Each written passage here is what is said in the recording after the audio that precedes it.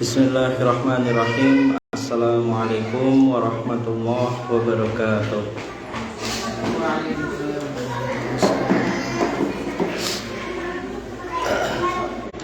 Alhamdulillah,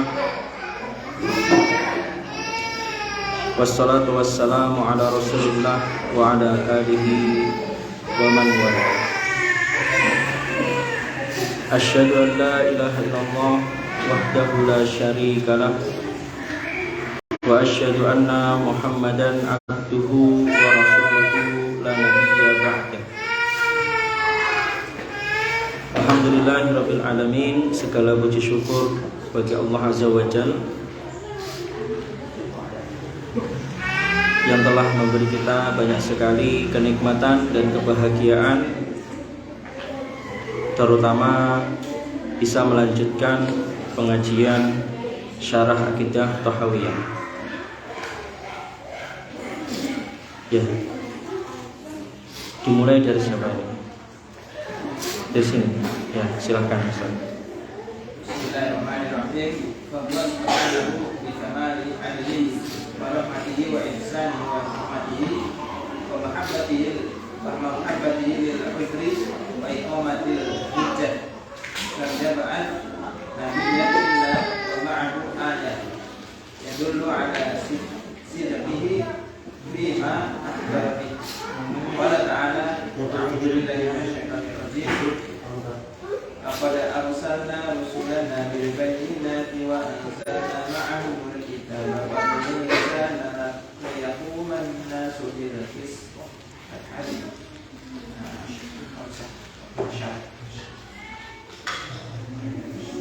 Ya. Jadi pembahasan kita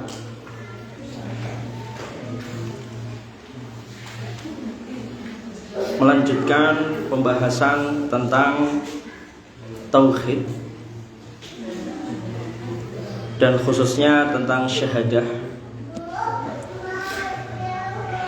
Bagaimana Allah menjelaskan wahdaniyahnya, menguatkan dengan syahadah tersebut, menguatkan bahwasanya Allah satu-satunya yang berhak disembah, bahwasanya Allah satu-satunya yang sang penguasa alam semesta.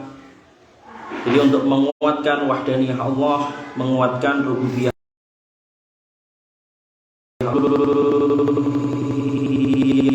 Allah,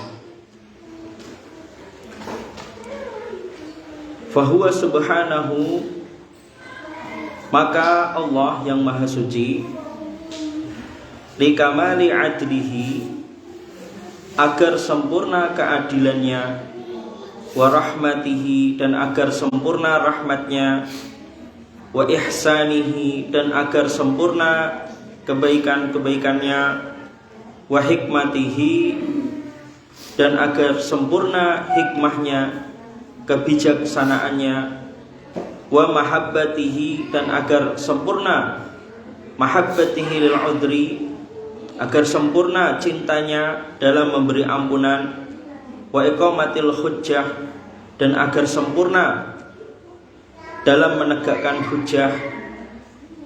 Lam yab'ats nabiyyan illa wa ma'ahu ayah, maka tidaklah Allah mengutus seorang nabi kecuali bersamanya ayat, kecuali membawa ayat. Tadullu ala sidqih, yang ayat itu membuktikan atau menunjukkan, ala sidqih, membuktikan atas kebenaran Allah, fima akhbara bih, terhadap apa yang telah dikabarkan oleh Allah padanya, pada kebenaran tersebut.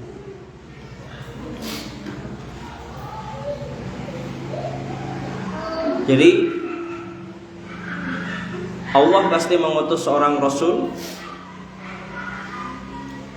dan di antara tujuan mengutus seorang Rasul adalah untuk menguatkan bukti ilahiyahnya, bukti rububiyahnya, bukti kesempurnaan tadi, keadilannya, rahmatnya, intinya untuk menguatkan syahadah Allah, menguatkan syahadah wahdaniyah Allah, agar tauhid kita semakin kuat, agar keyakinan kita semakin kuat, syahadah kita semakin kuat, agar pemahaman uluhiyah kita semakin kuat, pemahaman rububiyah kita semakin kuat. Allah pasti mengutus seorang nabi yang membawa ayat. Nabi ini menguatkan, dan ayat yang dibawa ini juga menguatkan, untuk menguatkan bukti-bukti ilahiyah atau bukti-bukti wahdaniyah Allah, bukti-bukti kekuasaan Allah, kebesaran Allah. Qala ta'ala, laqad arsalna rusulana bil bayyinah. Sungguh kami telah mengutus para rasul kami, para utusan kami, bil bayyinah, dengan membawa keterangan-keterangan. Wa anzalna ma'ahumul kitab, dan kami telah turunkan bersama mereka Alkitab, nas bil qista, agar manusia bisa melaksanakan atau bisa mengerjakan keadilan. Ya, itu intinya dari kajian ini, menguatkan tauhid kita. Allah mengutus seorang nabi, yang mana setiap nabi pasti membawa ayat yang tujuannya juga untuk menguatkan kebenaran apa yang telah dikabarkan oleh Allah Azza wa Jalla, kebenaran tentang wahdaniyah, kebenaran tentang uluhiyah, kebenaran tentang rububiyah, dan yang lainnya. Jadi Allah ingin menguatkan, ketika ingin menguatkan tauhid kita, Allah mengutus seorang nabi yang membawa ayat untuk menguatkan syahadah wahdaniyah Allah, bukti tentang wahdaniyah Allah, bukti uluhiyah Allah, bukti rububiyah Allah Azza wa Jalla. Ya, lanjutnya Ustaz.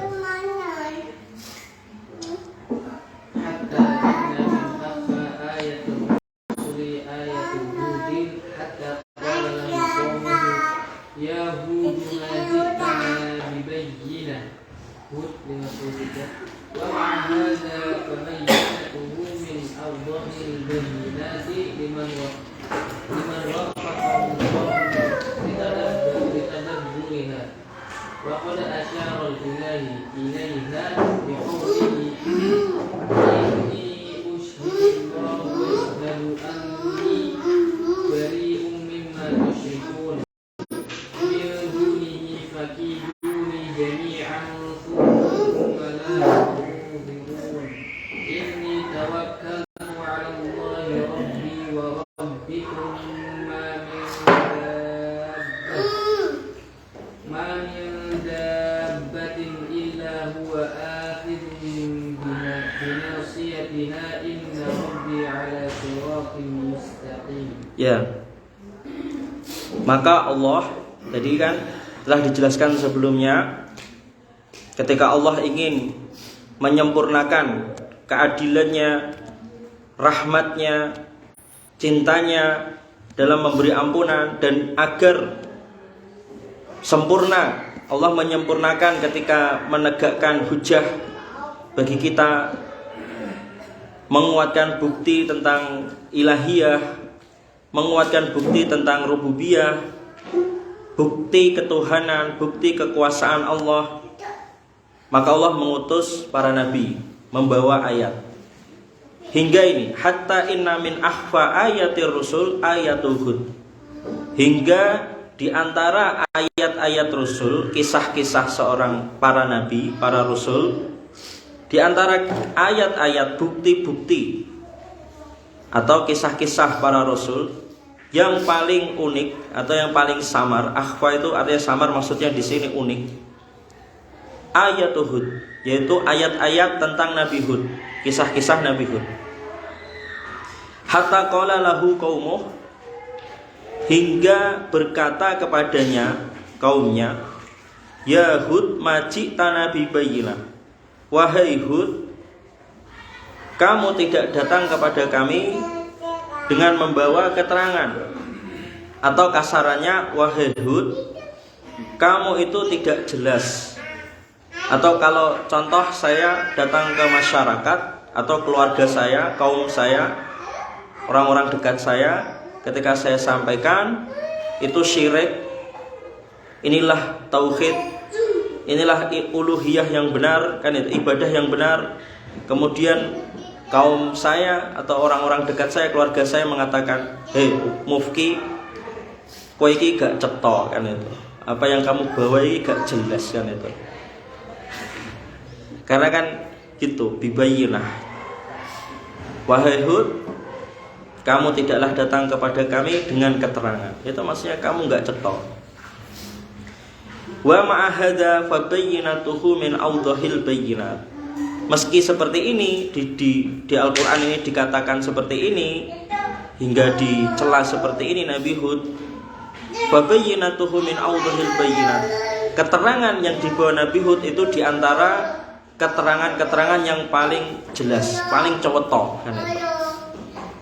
Keterangan yang dibawa Nabi Hud ya, Nabi Hud itu keterangan yang paling jelas, paling mudah dipahami sebenarnya. Liman wafaqahullahu litadabburiha, bagi orang-orang yang diberi taufik, kemudahan oleh Allah untuk menghayati keterangan tersebut, ayat-ayat tersebut. Waqad asyara ilaiha biqaulih, dan Nabi Hud telah menjelaskan keterangan tersebut dengan ucapannya. Jadi Nabi Hud menjelaskan ketika mengucapkan, ketika ke masyarakat dakwah tidak samar-samar, tidak apa ya bahasanya ini, main cantik, kan itu. Ya, langsung, kan itu. Langsung to the point, kan itu. Ini usyhidullah. Ini contoh dakwah tauhid, praktek tauhid yang hak ya ini, yang apa namanya? Praktek tauhid yang sebenarnya ya ini. Tauhid yang sebenarnya ini. Kalau sekarang realita orang itu mudah banget bilang kajian bertauhid, terus apalagi bilang mungkin apa, pegawai negeri bertauhid, terus apalagi bilang pajak, apa jenis pegawai pajak bertauhid, kan itu. Atau apalagi lah gitu. Sekarang itu tauhid itu kayak nggak ada nilainya sekarang itu. Disandingkan dengan hal-hal yang kalimat tauhid, dakwah tauhid itu dakwah yang paling mulia. Dan ini contoh praktek yang sebenarnya, tauhid yang sebenarnya seperti ini, to the point, tidak disamar-samarkan. Tidak, kalimat tauhid itu kalimat hak, tidak terus disamarkan, digabung dengan kalimat-kalimat yang batil, kan itu. Pajak kan batil ya. Apa namanya, sekolah pajak kita apa yang terkenal itu lah, ya sangat, ya itulah itu. Misal sekolah itu terus bertauhid, kan itu, itulah. Kan banyak sekarang seperti itu, disandingkan ini terus bertauhid, ini bertauhid, ini bertauhid. Padahal yang disandingkan itu sebenarnya nggak bertauhid, kan itu. Dan inilah yang tauhid yang dipraktekkan para nabi. Inilah realita tauhid, praktek tauhid ya ini. Dan ini tauhid yang paling tinggi, paling mulia. Kita memang nggak bisa plek seperti ini, karena para nabi itu punya makom khusus, kan itu. Kita nggak bisa plek seperti ini, tapi kita berusaha. Jenengan nggak bisa plek seperti Rasulullah, nggak bisa. Kita bisanya berusaha sedekat mungkin, berusaha mendekatkan itu. Dekat, berusaha mengambil yang paling rojih, paling dekat, paling benar, kan itu, paling kuat, kan itu. Sesuai dengan yang dicontohkan oleh Nabi Sallallahu Alaihi Wasallam, kan itu. Prinsip kita kan gitu. Sama prinsipnya Imam Malik juga gitu. Mengambil pendapat atau perkataan yang paling baik di antara perkataan, mengambil hadis yang paling baik di antara hadis, mengambil tafsir, pemahaman dari ayat yang paling baik, menurutnya itu yang paling dekat sesuai dengan Nabi sallallahu alaihi wasallam. Abu Hanifah juga sama. Terus apa namanya? Imam Syafi'i kan itu. Imam Ahmad bin Hambal juga sama kan itu. Semua kan itu. Ulama-ulama Ahlus Sunnah wal Jamaah. Semua berusaha seperti itu, prinsip kita kan itu. Ini contoh dakwah Nabi Hud, dakwah yang paling mulia. Dakwah tauhid yang paling mulia, tauhid yang paling mulia. To the point kan itu. Tidak samar-samar lagi kan itu. Ini usyhidullah. Dia berkata ke kaumnya langsung to the point, sungguh aku bersaksi kepada Allah. Bersumpah Nabi Hud kan itu. Washhadu anni bari'un. Kalian saksikanlah, sungguh anni bari'un, sungguh aku memusuhi atau benci, barok kan itu, berlepas, mimma tusyrikun, dari apa yang kalian persekutukan, dari apa yang kalian sembah min duni, selain Allah azza wajalla. Jadi kalau realita jenengan datang kepada orang-orang yang sedang melakukan kesyirikan, punden kan itu, sedekah bumi, jenengan langsung bilang, sumpah saya demi Allah kan itu. Lihat kan itu. Wahai masyarakat kan itu. Saya bersumpah demi Allah kan itu. Saya bersaksi kan itu kepada Allah azza wajalla. Saya memusuhi kalian dan memusuhi apa yang kalian lakukan. Itu Nabi Hud sendirian kan itu. Itu tauhid. Nah sekarang apa? Masih ngikutin hukum-hukum yang selain Allah azza wajalla kan itu, hukum-hukum tauhid kan itu. Terus bilang gini, kajian bertauhid kan itu, atau lembaga ini terus bertauhid kan itu. Padahal hukumnya masih bukan hukum Allah kan itu. Padahal hukum itu kan masuk dalam uluhiyah, masuk dalam masalah asma wa sifat, al-mulk kan itu, al-malik kan itu. Banyaklah masalah hukum itu masuk dalam masalah asma Allah dan sifat-sifat Allah. Mana iman kamu terhadap tauhid kamu terhadap asma Allah, terhadap sifat Allah yang berkaitan tentang hukum kan itu. Al-mulk kan, al-malik kan itu. Malikul mulk kan itu. Kemudian apalagi banyaklah kan itu namanya. Ya, Al-Hakim kan itu, yang maha bijak dan lain-lainnya. Nabi Hud datang ke kaumnya berkata, inni usyhidullah wa syahadu anni bari'um mimma tusyrikuna min duni. Enggak selesai di situ. Nantang Nabi Hud kan itu.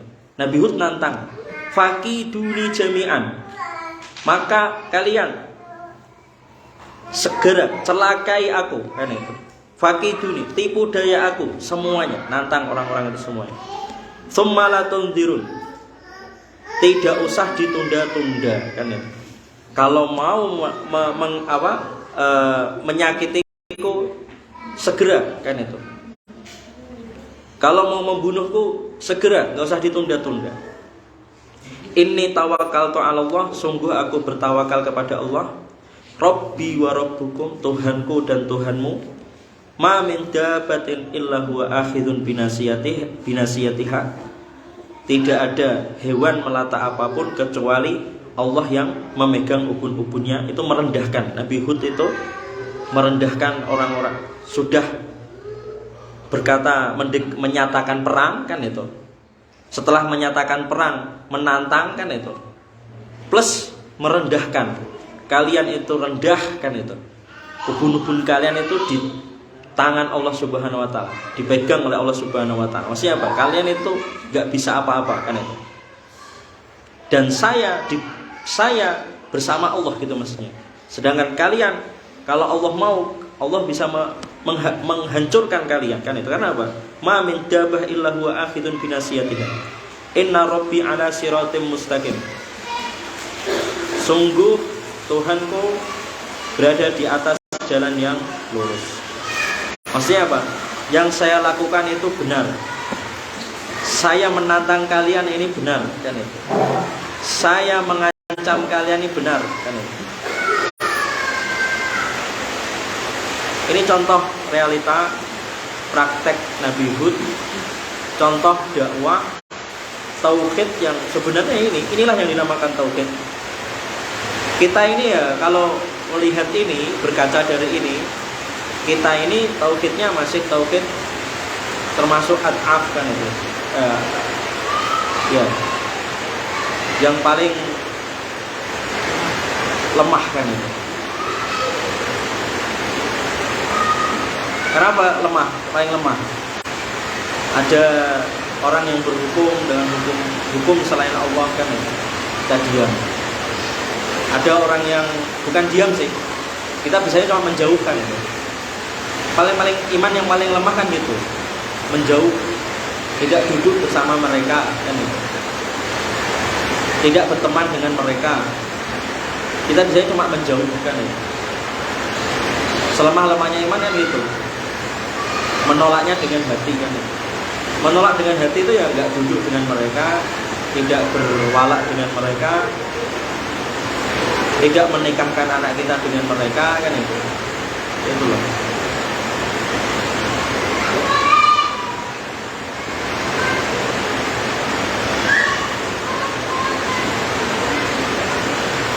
Ya, kalau kita melihat ini dakwahnya Nabi Hud, kita perlu banyak mengoreksi tauhid atau praktek tauhid kita dan tidak terburu-buru merasa cukup terhadap tauhid yang telah kita amalkan atau telah kita dakwahkan atau telah kita perjuangkan. Karena realita gitu, banyak orang-orang yang terburu-buru merasa bangga cukup dengan mengkaji kitab tauhid khatam 10 kali, terus ngaji kitab ini usul salasan dengan ini, kemudian merasa cukup, kan. Ada orang-orang seperti itu. Ada, saya realita menemui orang-orang seperti itu. Diajak ngaji, diajak membahas kitab mutolaah, kan itu. Dia ngomong kan itu. Saya tuh udah ngaji tauhid 10 tahun, kan itu. Ada orang seperti itu, saya pernah nemu. Tepatnya gini, dia ngomong, saya tuh sudah pernah ngaji tauhid sama bapakmu selama 10 tahun, kan. Dia ngomong seperti itu.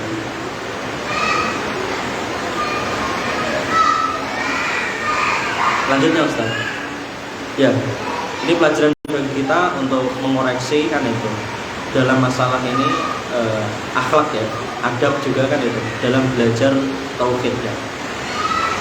Atau dalam dakwah mendakwahkan tauhid atau dalam mengamalkan mempraktekkan tauhid. Lanjutnya sekarang Ustaz jawab.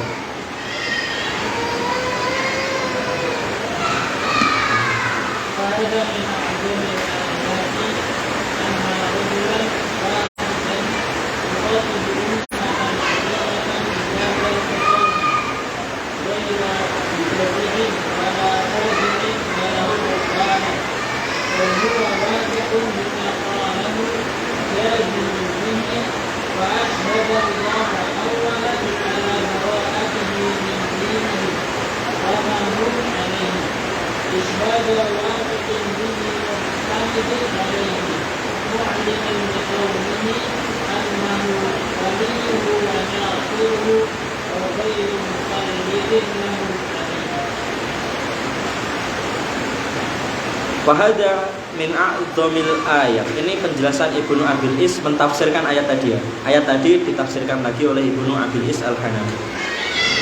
Inilah diantara ayat-ayat yang sangat agung, sangat mulia, atau kisah yang paling mulia, atau bukti yang paling mulia. Anna rajulan wahidan, ada seseorang, satu orang, yukhatibu ummatan adimah, menceramai, berbicara di hadapan kepada umat yang sangat besar. Bihadal khitab, dengan pesan seperti ini, pesan tauhid pesan baroah kan itu, perang terhadap kesyirikan, perang anti terhadap berhala kan itu.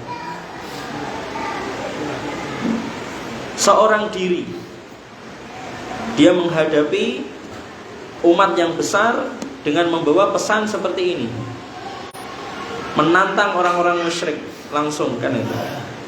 Ghaira jazi'in, tanpa keluh kesah, wala fazi'in, tanpa rasa takut, wala khawarin, tanpa merasa lemah reminder. Bal huwa wathiqun bima qalah, akan tetapi dia percaya diri dengan apa yang dia ucapkan, jazimun bihi, teguh terhadap apa yang diucapkan. Maka dia fa asyhadallaha awalan, maka dia percaya diri, bersumpah kepada Allah terlebih dulu. Ala baro'atih, atas apa? Permusuhannya min dinihim, terhadap agama orang-orang musyrik tersebut. Wa ma hum alaih, dan apa yang ada pada orang-orang musyrik tersebut, yaitu berhala-berhala. Dia bersumpah kan itu, demi Allah kan itu, saya memusuhi agama kalian, saya memusuhi berhala-berhala kalian. Demi Allah, saya akan menghancurkan agama-agama kalian, saya akan menghancurkan berhala-berhala kalian. Isyhada wathiqin, dia bersumpah di depan kaumnya tadi dengan isyhada wathiqin bihi, sumpah yang, kesaksian yang penuh keyakinan, penuh kepercayaan diri, kuat, mu'tamidin alaihi, teguh kan itu.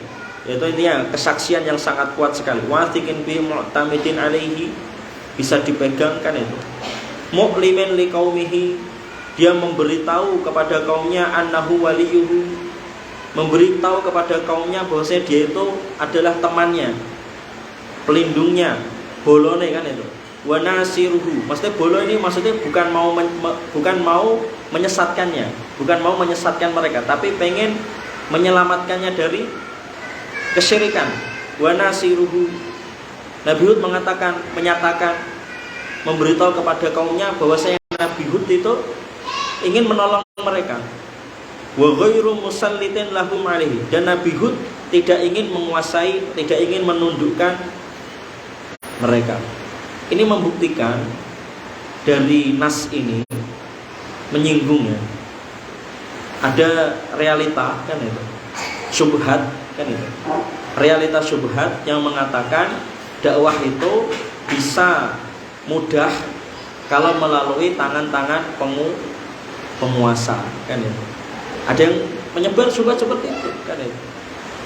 Ada yang mengatakan dakwah itu hanya bisa tersebar dengan mudah melalui tangan-tangan penguasa, tangan-tangan partai politik, atau tangan-tangan melalui pemegang kekuasaan di parlemen atau di mana saja. Intinya ada anggapan syubhat dakwah itu lebih diterima kalau yang membawa adalah orang yang memiliki kekuasaan atau memiliki kekayaan. Padahal dakwah Islam itu tidak melulu kan itu melalui kekuasaan kan itu. Tersebarnya Islam kan itu ada di Indonesia, di dalam sejarah itu tersebarnya melalui perdagangan kan itu. Kemudian Nabi Muhammad sendiri, kisah yang sangat masyhur, Ahlul Madinah itu menerima Nabi kan itu. Itu kisah itu menarik itu. Jenengan kalau membaca kisah Nabi Muhammad ketika Bai'ah Al-Aqabah Al-Ula kan itu, Jabir bin Abdillah dan sahabat-sahabat lainnya ketika mau dibaiat Nabi kan itu ada salah satu yang intinya berkata seperti ini, kamu itu mau dibaiat, mau berbaiat kepada orang yang dimusuhi sama orang-orang Arab, seluruh Arab kan itu. Kalau kamu berbaiat kepadanya, kalian pasti akan dimusuhi keluarga kalian, kalian akan dimusuhi oleh orang-orang Arab. Apakah kalian siap? Kan itu. Itu orang-orang Madinah sebelum dibaiat oleh Nabi ketika mau datang kepada Nabi Bai'ah Aqabah al-Ula, kan itu. Ada salah satu rombongan itu, di dalam rombongan itu yang bilang seperti itu. Apakah kalian sudah siap dimusuhi keluarga kalian, dimusuhi orang-orang Arab, karena kalian akan berbaiat mengikuti orang yang dimusuhi oleh orang-orang Arab, kan itu. Jabir bin Abdillah bilang apa? Dia bilang, siap, kan itu. Kita akan siap menerima konsekuensinya apapun. Dan Nabi, bahkan itu, mereka percaya kepada Nabi, kan itu, sebelum bertemu dengan Nabi Muhammad SAW. Itu contoh keislaman itu. Islam tersebar masuk ke Madinah. Nabi itu belum bertemu dengan mereka, Islam itu sudah masuk kepada tidak melulu melalui ekspansi, kan itu, atau peperangan besar, kan itu. Itu contoh-contoh tersebarnya Islam. Ada yang paling menarik yaitu tadi Islamnya orang-orang Madinah. Bahkan dinaskan di Al-Quran, mereka itu menerima Islam, beriman sebelum Rasulullah datang ke Madinah, kan itu.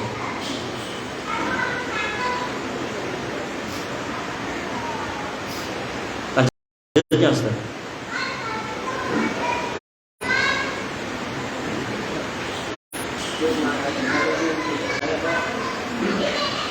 Kemudian ini terakhir bilmu'olah kabinatan Nabi dari ini wa ahli sabidul lati yu'aduna alaiha wa yu'aduna alaiha wa yabduluna mina'ahum wa amwalahum fi walihi mahal summa akada dhalika alaihi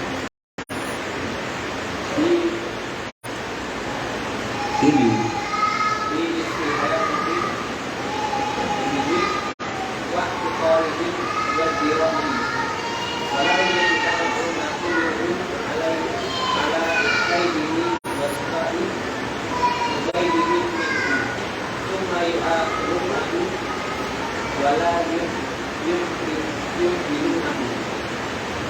iya. Ini lanjutannya, setelah Nabi Hud menyampaikan sumpahnya akan memerangi agama orang musyrik dan akan memerangi berhala-berhala orang musyrik, Nabi Hud tsumma asyhadahum, Nabi Hud bersaksi lagi kepada mereka. Nabi Hud bersumpah isyhada mujahirin, bersaksi dengan kesaksian yang terang-terangan, mendeklarasikan, menyatakan terang-terangan, lahum bil mukhalafah, menyatakan kepada mereka secara terang-terangan perselisihan, sebuah perselisihan. Annahu bari'un min dinihim, Nabi Hud menegaskan bahwasanya dia memerangi agama mereka. Wa alihatihim, Nabi Hud menegaskan lagi bahwasanya Nabi Hud memerangi Tuhan-Tuhan mereka, berhala-berhala mereka. Allati yuwaluna 'alaiha wa yu'aduna 'alaiha, berhala-berhala yang mereka bela dan berhala-berhala yang mereka musuhi. Ada yang unik situ kalimatnya, berhala-berhala yang mereka bela, berhala-berhala yang mereka musuhi. Di sini menjelaskan, kan itu, orang musyrik itu juga terpecah belah, kan itu. Islam itu dinaskan di hadis terpecah menjadi 73. Nasrani 72, Yahudi 71, kan ya. Yang selamat itu hanya satu kelompok. Itu contoh Nabi menjelaskan adanya perpecahan di dalam Islam, kan itu. Di sini menjelaskan, kan itu, adanya perselisihan yang keras antara orang-orang musyrik dalam masalah berhala, kan itu. Ini ada yang, ini loh berhala yang paling sangar, kan itu. Ada enggak, ini yang paling swanger, kan itu. Taringnya ini cuma semeter, kan itu. Ini taringnya 2 meter, kan itu. Berhala mereka berselisih, kan itu. Orang musyrik terpecah belah. Kalau tadi Yahudi jadi 71, Nasrani 72, Islam 73 gambarnya gitu ya. Orang musyrik itu mungkin bisa sampai ribuan kan itu, terpecah. Ada yang nyembah tadi Dewi Kuan Yin, ada yang nyembah Dewi siapa lagi, ada yang nyembah ada yang nyembah sapi, ada yang nyembah kotoran sapi disembah kan itu. Ada yang nyembah kayu kan itu. Nah, Tuhan mereka berselisih nyembah Tuhan. Bahkan yang Kristen sendiri, yang Kristen itu ada Kristen Ortodok. Ortodok itu menuduh yang Kristen yang lainnya itu sudah nggak asli kan itu, karena nyembah patung kan itu. Kristen Ortodok yang asli itu nggak nyembah patung kan itu. Itu Kristen Ortodok sendiri loh bilang seperti itu. Bahkan kan ada viral di YouTube itu patung Bunda Maria itu kan itu. Patung Bunda Maria itu dipukuli, dihancurkan kan itu. Ini apa ini? Berhala kan itu. Dia orang Kristen padahal. Kan ada videonya itu. Dia orang Kristen tapi bilang ini Kristen yang salah kan itu. Kristen itu nggak bikin seperti ini kan itu. Ini berhala kan itu. Kristen Ortodok sendiri bilang gitu kan itu. Itulah mereka. Ada berhala yang mereka bela, ada berhala yang mereka musuhi, mereka berselisih intinya gitu. Nabi Hud menantang mereka kan itu. Menantang siapa saja kan itu. Yang Tuhannya ini atau Tuhannya itu kan itu. Semua ditantang. Wa yabdzuluna dima'ahum, berhala-berhala yang mereka perjuangkan dengan darah mereka, wa amwalahum, yang diperjuangkan dengan harta-harta mereka, fi nusratihim laha, untuk membela berhala tersebut. Tsumma akkada dzalika 'alaihim, lalu tidak berhenti di situ.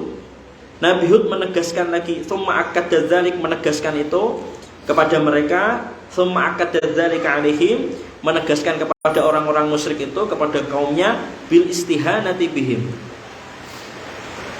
mengejek mereka, istihanah, merendahkan mereka, wa ihtiqarihim, mencela mereka, wa isdiraihim, menghina mereka. Walau yajtami'una kulluhum kan itu. Dan Nabi Hud itu paham kan itu. Dia menegaskan juga kan itu. Seandainya mereka kalian semua bersatu, berkumpul untuk mencelakai Nabi Hud kan itu. Wa syifa'il ghaidihim minhu, dan penawar untuk kemarahan kalian adalah aku. Paham enggak maksudnya? Penawar untuk kemarahan mereka adalah Nabi Hud. Maksudnya apa? Itu bahasa kan itu, kiasan. Maksudnya itu mereka pengen Nabi Hud itu hilang, mati kan itu. Penawar satu-satunya bagi kemarahan mereka adalah hilangnya Nabi Hud kan itu.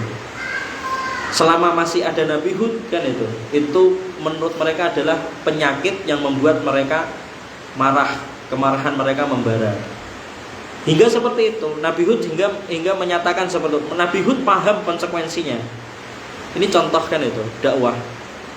Kita tahu konsekuensi, kadang kita di dalam dakwah kita tahu konsekuensinya, nanti akan dimusuhi, nanti akan mungkin akan bahkan mungkin ya yang paling berat ya di penjara atau bahkan mungkin diancam hukuman mati. Kadang gitu kita ada realita seperti itu, nanti akan diburu orang, akan diancam orang dan lainnya, konsekuensi seperti itu. Contohnya seperti itu. Nabi Hud tahu konsekuensinya, tapi Nabi Hud tidak mundur. Bahkan Nabi Hud menegaskan konsekuensi itu. Saya tahu kan itu. Jika kalian berkumpul semuanya mencelakaiku, atau bagi kalian penawar kemarahan kalian adalah aku kan itu, atau kematianku. Tsumma yu'ajiluna, Nabi Hud menyatakan kalian tidak akan menunda-nunda, kalian pasti akan menyegerakan mencelakai aku. Wala yumhilunahu, kalian tidak akan menunda-nundanya.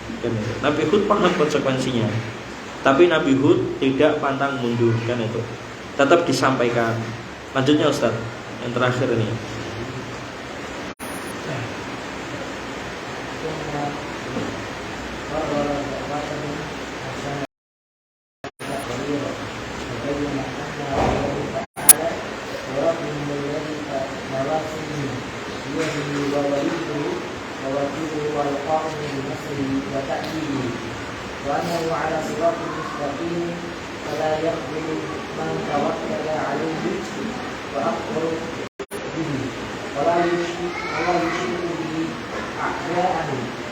فأي آية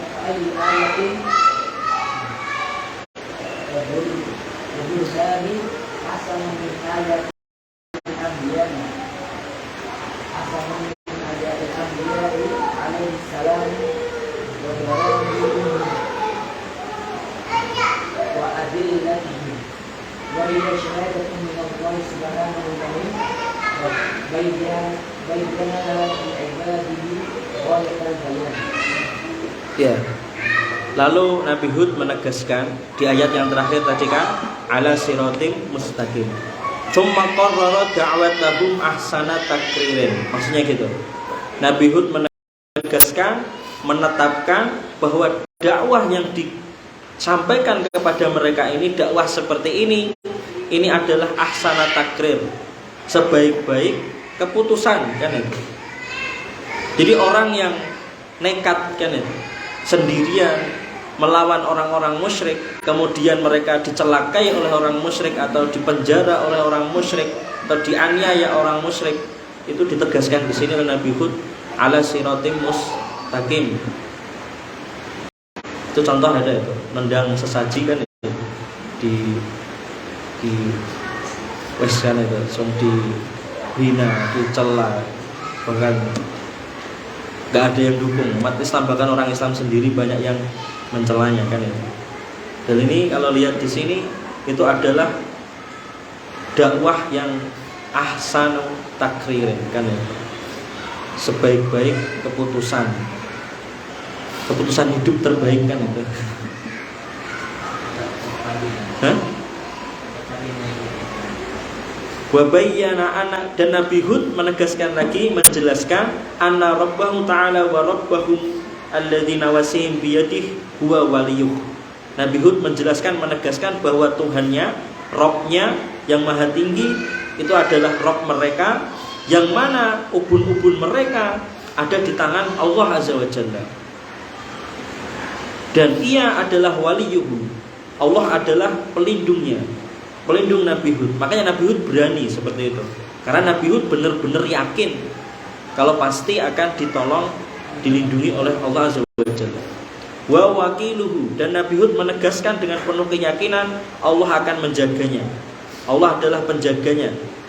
Disampaikan kepada mereka kan itu, orang-orang musyrik, Allah itu al-qaim binasrihi wa ta'yidihi, Allah itu yang akan menolongnya, selalu menolongnya, qaim selalu menolongnya dan selalu mendukungnya, ta'yidihi, wa annahu ala siratim mustaqim, dan menegaskan lagi bahwasanya Nabi Hud itu ini berada di jalan yang benar, jalan yang lurus. Fala yakhduru man tawakkala alaihi wa aqarrabih, maka Allah tidak akan menelantarkan, membiarkan siapa yang tawakal, berserah diri kepada Allah, wa aqarrabih, dan Allah tidak akan membiarkan siapa yang mengakui Allah, wala yushmitu bihi a'da'ahu, Allah tidak akan membiarkan musuh-musuhnya berbahagia. Ini artinya apa? Ini hikmah kan itu. Orang yang benar-benar bertauhid tidak akan dibiarkan Allah bersedih hati kan itu. Artinya gitu. Dan ini ada di surat Al-A'raf, kalau nggak salah di surat Al-A'raf ayat 150. Allah tidak akan membiarkan musuhnya bahagia melihat orang yang bertauhid, benar-benar bertauhid terlantar kan itu. Allah tidak akan membiarkan orang yang betul-betul bertauhid bersedih hati kan itu. Fa ayyu ayah wa burhan ahsan min ayatil anbiya alaihimussalam wa barahinihim wa adillatihim. Mana ada ayat yang lebih bagus, mana ada bukti-bukti yang lebih bagus dari ayat-ayat Nabi, dari cerita-cerita Nabi, kisah-kisah Nabi alaihimussalam, dan dari bukti-bukti mereka, dan dari petunjuk-petunjuk mereka. Wahiyya syahadatun minallah, ini adalah syahadah, kesaksian atau penguat dari Allah subhanahu lahu, dari Allah yang maha suci untuk mereka, untuk para nabi dan para rasul. Bayyana li ibadihi, Allah telah jelaskan syahadah ini kepada hamba-hambanya dengan apa? Ghayatal bayan, dengan keterangan yang sangat utama, keterangan yang paling inti, keterangan yang paling jelas, keterangan yang paling terbaik kan itu. Ghayatal bayan. Dan intinya di sini apa? Jenengan kalau mau benar-benar bertauhid, yaitulah pelajari kehidupan para nabi, kisah-kisah nabi, sirah-sirah nabi kan itu. Itu pelajaran tauhid yang paling berharga. Tapi yang dimaksud di sini maroji atau sumber sirah nabi dalam tauhid yaitu apa? Al-Quran. Jadi sini juga pelajaran penting. Di antara masodir atau sumber ilmiah maroji dalam sirah nabawiyah, ketika jenengan mau belajar bagaimana kehidupan realita nabi, realita praktek sirah nabi, sumber ilmiah yang paling utama dalam sirah itu apa? Berarti Al-Quran kan itu. Makanya ketika materi pengajian ingin menjelaskan tentang tauhid, materi yang paling utama ya kisah nabi kan itu.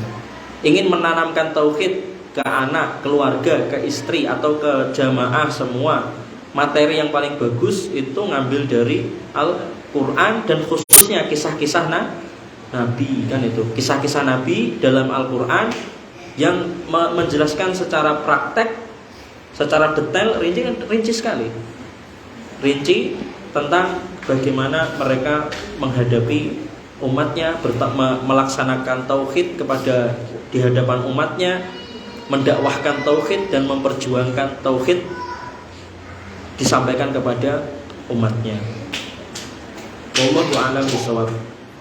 Ya, jadi materi di sini Pak jenengan mengambil pelajaran di antara materi yang paling utama untuk pengajian itu materi tauhid. Rujukannya atau sumber ilmiah yang paling bagus untuk mempelajari tauhid itu Al-Quran, khususnya kisah-kisah Nabi Sallallahu Alaihi Wasallam. Ya, subhanakallahumma wa bihamdika asyhadu an la ilaha illa anta astaghfiruka wa atubu ilaik. Jazakumullahu khairan, barakallahu fikum. Wassalamualaikum warahmatullahi wabarakatuh.